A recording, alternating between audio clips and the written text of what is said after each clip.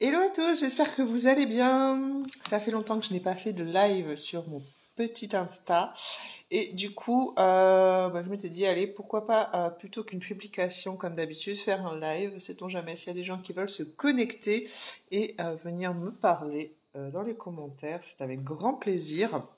Quoi qu'il en soit, n'hésitez pas à regarder le replay, parce que là je suis en direct et cette vidéo sera postée en replay, restera sur la toile. Et, euh, et voilà, aujourd'hui le sujet de cette vidéo sera l'Ikigai. Je ne sais pas si vous connaissez, c'est un outil très puissant qui permet de beaucoup de choses. Donc si vous ne le connaissez pas, je vais vous expliquer ce que c'est et en quoi, oui, voilà, en quoi ça consiste, comment le travailler, parce que c'est un outil qui permet d'accéder du coup à un mieux-être. Mais au-delà de ça, ça permet aussi d'apprendre à se connaître. Voilà. C'est un outil qui voilà, nous permet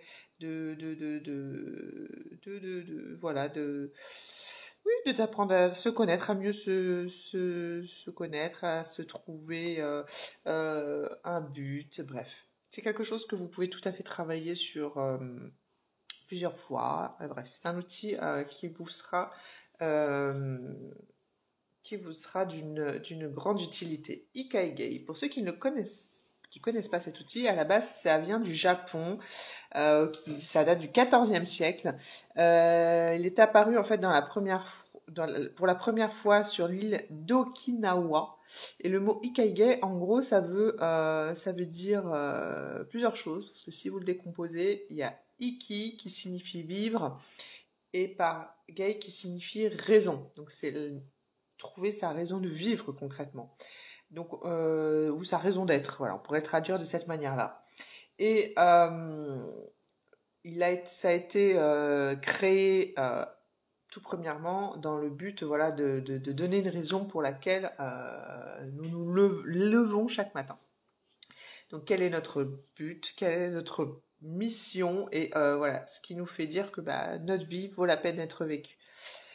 Alors, donc cette philosophie permet de se sentir bien entendu beaucoup plus heureux et plus épanoui, moins stressé parce que quand on a un but et quand on sait où on va, bien entendu, on se laisse moins submerger par différentes choses et notamment ce stress constant parce qu'on a l'impression de ne pas forcément être à notre place, on a l'impression qu'on n'arrive pas à trouver bonheur, on peine à trouver bonheur, et qui dit accumulation de tout un tas de choses négatives, dit que ça empathie par la suite sur notre santé, et donc cet outil-là, c'est un peu l'élément déclencheur de ce qui va vous permettre de faire pencher la balance de l'autre côté. Donc, pour pouvoir vous trouver, il y a différents critères qu'il faut analyser, hein. Et ces différentes choses, vous verrez. Je posterai du coup une photo de ce qu'est un Ikigai, vous permet d'affiner du coup à l'intersection de différents thèmes, hein, thématiques et de thèmes d'introspection, vous allez du coup pouvoir trouver votre vocation. Et pour la trouver, donc il faut trouver le dénominateur commun à la réponse de 4 questions. Je vais vous les énumérer de suite. Qu'est-ce que j'aime faire? En quoi suis-je bon ou doué? Tout ça, ça ne s'invente pas, hein. C'est propre à chacun, c'est vraiment voilà, du cas par cas. Ça ne peut pas être généralisé. Donc c'est pour ça que c'est un outil qu'il faut connaître et qu'il faut travailler parce que on tend à évoluer aussi avec l'âge, avec les découvertes, et du coup, ces choses-là s'affinent au fur et à mesure. Donc, qu'est-ce que j'aime faire? En quoi suis-je bon ou doué? Pour quoi pourrais-je être payé? Et de quoi le monde a-t-il besoin? Attention, c'est vraiment très important tout ça. Vous pouvez tout à fait utiliser cet outil quand vous souhaitez changer de métier, comme juste pour le fun et vous donner peut-être l'envie de commencer un nouveau projet.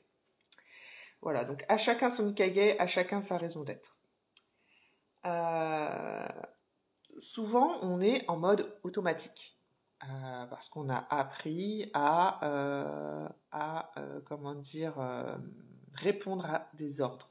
On n'a pas appris à penser par nous-mêmes et on se dit, ben, c'est bon, j'ai un métier, j'ai mon petit train-train, j'ai mon argent, j'ai de quoi peut-être ou peut-être pas assez, mais voilà. Pour beaucoup, ça va être rester dans une certaine zone de confort sans forcément apprendre à se poser les bonnes questions et arrive un moment donné où la vie est de toute façon elle vous met face à ces choses-là et face à vos responsabilités sur votre propre bonheur. Et oui, vous êtes tous responsables de ce que vous faites et de votre bonheur. Et cela passe bien entendu par votre quotidien, donc votre carrière, votre travail, ce que vous faites de votre quotidien également, vos hobbies, bref. Comment vous occupez votre vie et comment vous utilisez votre énergie. On a tous un capital d'énergie à dépenser et tout ça, bah, du coup, soit vous le faites de manière inconsciente, soit vous le faites de manière consciente parce que vous souhaitez aller vers du mieux. Et c'est là où il faut prendre conscience des choses, ou de se dire, bah, à un moment donné, ouais, effectivement, ça sera peut-être temps que je me réveille et que je sois moins en mode automatique. Par exemple, pour certaines personnes, ça va être se réveiller et se dire, mais en fait, je fais un métier qui certes me permet de me nourrir, mais au-delà de ça, je prends pas mon pied. Donc il serait peut-être temps que j'ai toujours le temps et l'âge, parce qu'il n'est jamais trop tard. Et qu'importe, même si vous êtes arrivé à un moment donné où vous êtes peut-être à la retraite, vous avez toujours du temps à dépenser et autant le dépenser de manière positive et surtout en fonction de ce que ça va vous apporter comme bonheur. Donc voilà, il n'y a pas d'âge pour travailler ce genre de choses et travailler avec ce genre d'outils, parce que bien au contraire, voilà, le but étant de vivre le plus épanoui possible et le plus longtemps possible et en bonne santé. Donc, faire immerger votre Ikigai, c'est donc faire émerger ce que vous avez dans votre inconscient et voilà, permettre du coup de retrouver cette part de bonheur et cette part de confiance en vous. Parce que je ne sais pas si vous avez remarqué, dans les phases où on est le plus au top, où on sait où l'on va, où l'on sait ben voilà, quel est le but de ce que l'on fait au quotidien, et ben on se sent plein de confiance en soi et il y a beaucoup de choses qui s'évapore autour de nous. On prend peut-être, on va être moins sur les petites choses, on prend moins sur nous par rapport à certaines choses qu'on peut rencontrer au quotidien, comme petites mésaventures. Alors que quand on est dans un mauvais mood, on va plus avoir tendance à justement à attacher l'importance à des petites choses finalement qui n'ont aucune importance et du coup encore plus nous miner et du coup on se perd parce que concrètement on, on met notre comment dire attention sur des choses qui nous fait pas avancer et qui au contraire si vous comment dire qui vous fait pas avancer, voilà. Alors que si vous étiez dans un bon mood, ces choses-là, vous en aurez strictement rien à fiche. Strictement rien à fiche parce que vous serez tellement centré sur votre vie et sur ce que vous seriez en train de mettre en place que rien à fiche. Moi, j'ai ma vie à vivre. Après, ce qui se passe autour, c'est pas mon problème. Et voilà. Du coup, vous serez dans une routine positive alors que inversement, vous avez tendance encore plus à vous enfoncer.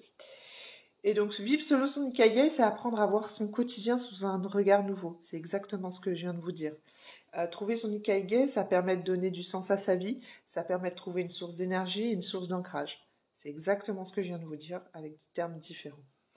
Donc, pour cela, il faut accepter de faire ce travail d'introspection et d'aller vraiment au plus profond de soi et de ses ambitions et de ce pourquoi, à la base, vous êtes là. Parce que si vous êtes là, c'est que de toute façon, il y a quelque chose à émerger de tout ça.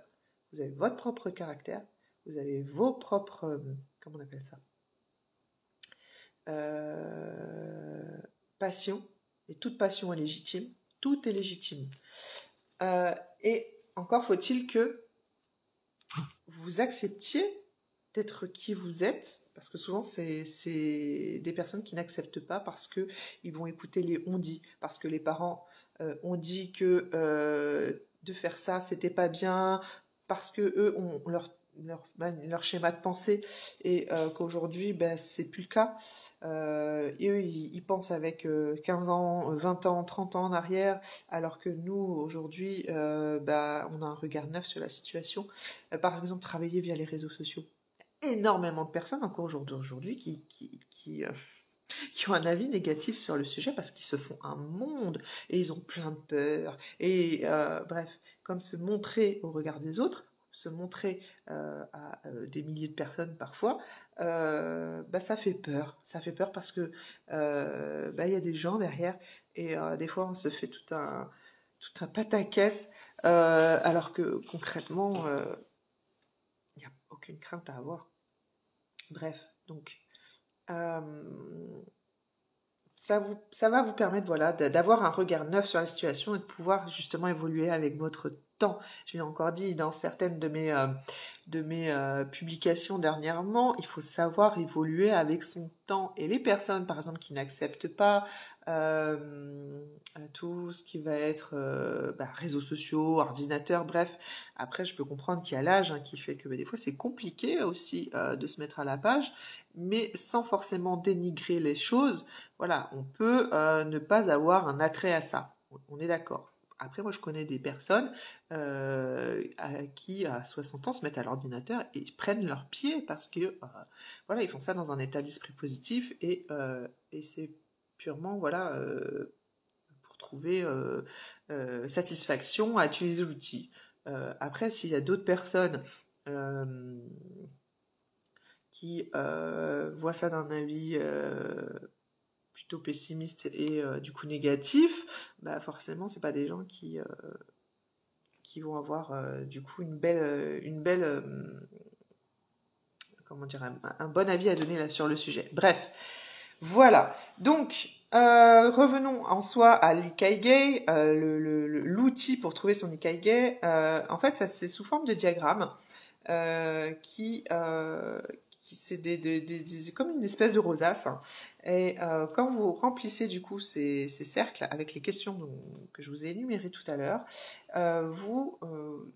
quand vous faites la jonction, les points communs de toutes ces choses-là, vous trouvez, du coup, vous affinez. Alors, je dis pas que c'est instantané, ça prend du temps, c'est de l'introspection. C'est parce que souvent, quand on est en mode automatique comme ça et qu'on n'est pas forcément à l'écoute de soi, quand on n'a pas appris à l'être, c'est un exercice de longue durée. Auparavant, moi, je l'étais sans l'être parce que j'avais toujours cette couche de crainte et de peur, mais plus de ne pas y arriver. Pas autant du regard des autres, parce que les regards des autres, j'en ai eu strictement un peu rien à fiche. Quoique, à force de réflexion, au bout d'un moment, ça finit par assommer. Et que c'est vrai que ça, j'ai eu à le travailler. Mais en soi, c'est pas ça qui m'a le plus freiné. Moi, c'est plus le dire, est-ce que j'ai concrètement... est-ce que je répondrai suffisamment aux demandes de mes clients? Est-ce que je vais réussir à pouvoir satisfaire toutes les personnes que j'ai envie de satisfaire? C'est plus dans ce sens-là où moi j'ai eu des difficultés à me dire que en fait personne n'est parfait et qu'il y a des personnes que malheureusement on ne pourra pas contenter et c'est ainsi, la vie est ainsi. Voilà. Après, il y a aussi, comme j'aime bien le dire, c'est deux humains et eux, ils ont leur schéma de pensée, ils ont leurs humeurs aussi et s'ils sont pas dans un état d'esprit positif, malheureusement, vous aurez beau leur apporter tout ce que vous avez à leur apporter, ils seront coincés. Donc, c'est pas de votre faute si vous n'apportez pas satisfaction à tout le monde. C'est ça que je veux dire. Ce n'est pas forcément de votre faute. À partir du moment où vous y mettez la bonne attention et que vous voyez, vous arrivez à un moment où, en face de vous, vous n'avez pas forcément une personne qui est réceptive, il faut savoir lâcher prise. Après, ça en va aussi de votre propre bien-être. Il faut savoir lâcher prise. Voilà. Concernant ce fameux Ikigai, si vous voulez, on peut tout à fait le travailler ensemble, hein.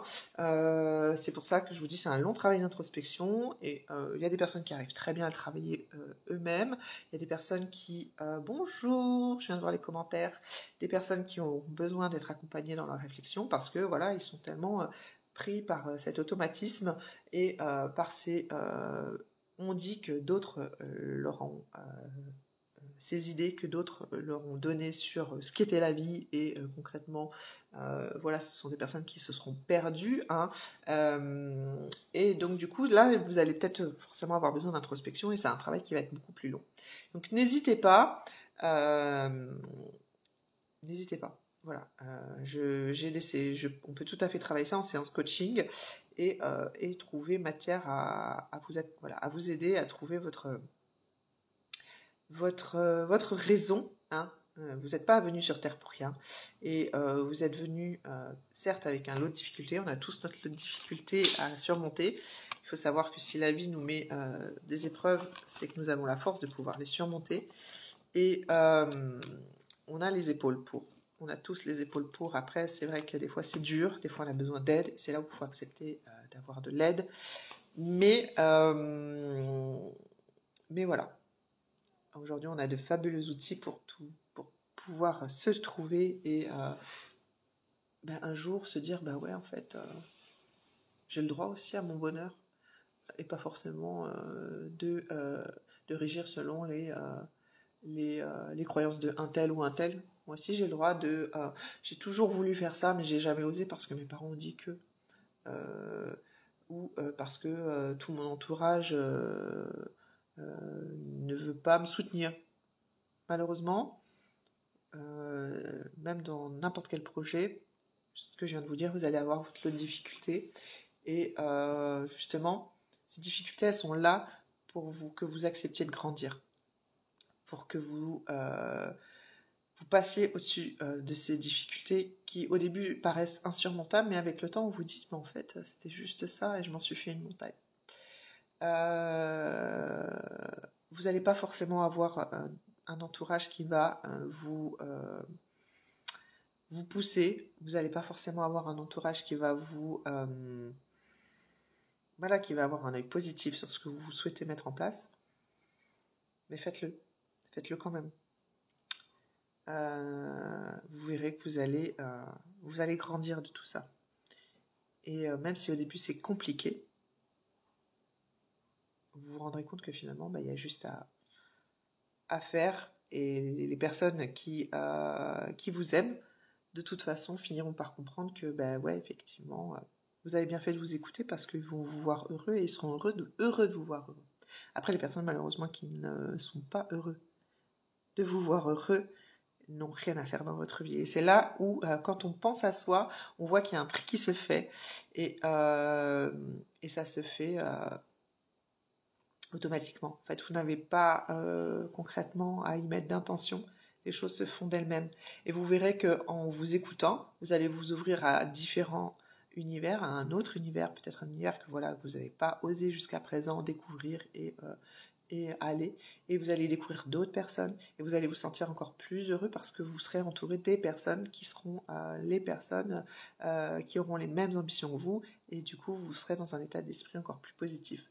Bref, voilà. Travaillez votre Ikigai, ça fait partie de l'un des outils qui est vraiment magique pour ça.